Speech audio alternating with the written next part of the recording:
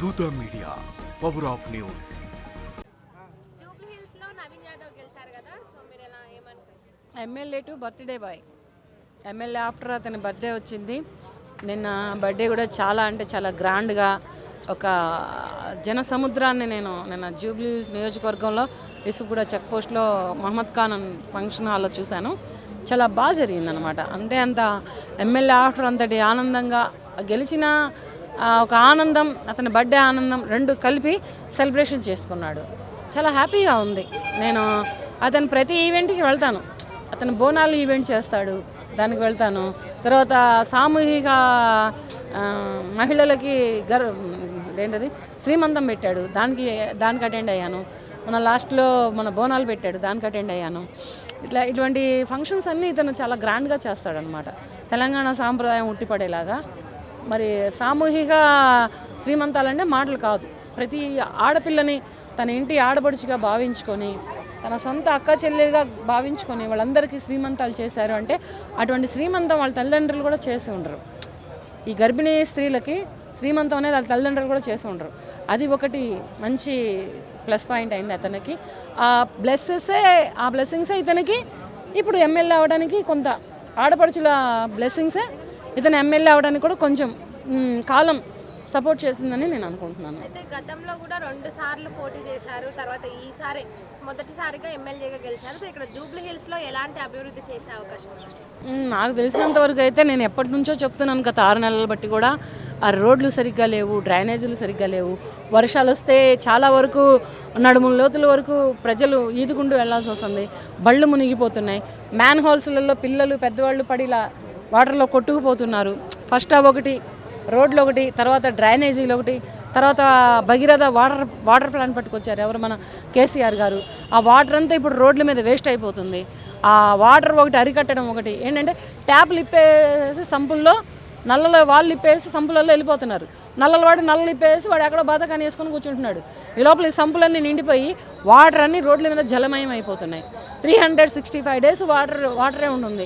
Jubilee hills నియోజకవర్గంలో ఏ రోడ్లో చూసినా పొడిపారిన రోడ్డు ఎక్కడ ఉండదు. ఎప్పుడు చూడు డ్రైనేజీ వాటరా, లేకపోతే ట్యాప్ వాటరా, లేకపోతే బట్టలు ఉతుకున్న నీళ్ళ, ఏదో ఒకటి రోడ్ల మీద పారుతూనే ఉంటాయి. ఇదొకటి కుక్కల బెడద ఒకటి. ఫస్ట్ మెయిన్ వీధి కుక్కల బెడద కూడా చాలా హెవీగా ఉంది.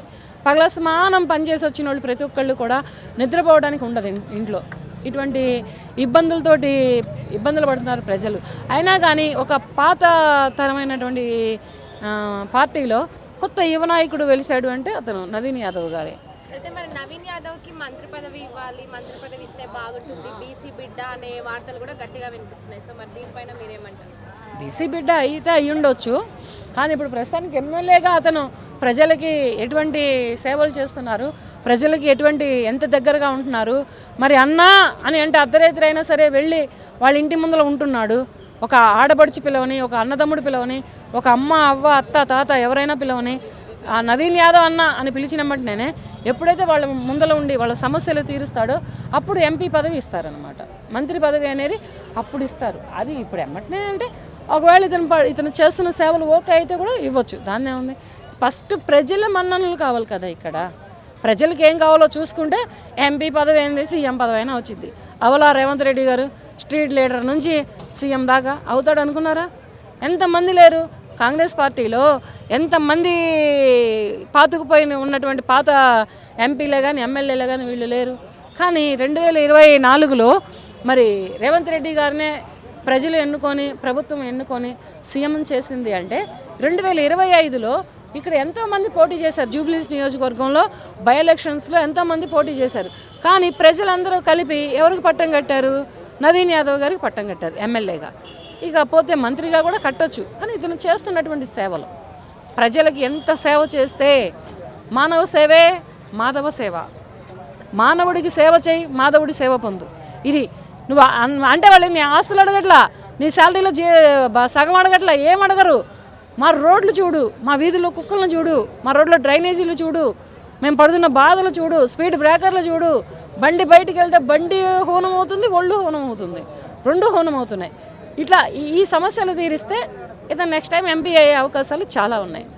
For more updates please subscribe దూత మీడియా.